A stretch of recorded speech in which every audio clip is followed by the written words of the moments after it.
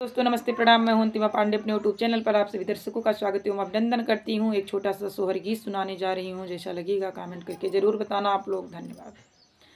मड़ई माँ भैले बियाहवा तो कोठरी गावने आवे, कोठरी गावने आवई हो सखिया घुघुटा उठाई पियवा दिय खैया अधिक धाना सुंदर अधिक धाना सुंदर हो सखिया घुघुटा उठाई पियवा दिय खैया अधिक धाना सुंदर अधिक धाना सुंदर हो।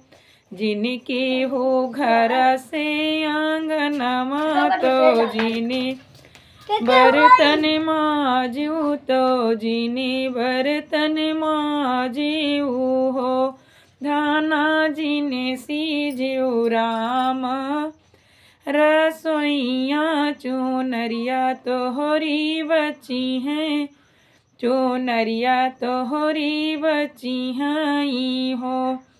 के करी हैं घर से आंगनमा तो के बर्तन मजी हैं तो के बर्तन मजी हैं हो। पियवा की ऐसी जी है राम रसोइया चुनरिया हमारी बची हैं, चुनरिया हमारी बची हैं हो।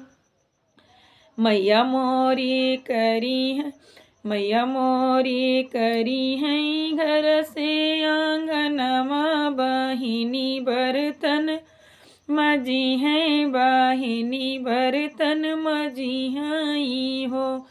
धाना भाभी मोरी सिजी है रसोइया चुनरिया तोहरी बची हैं, चुनरिया तोहरी बची हैं हो।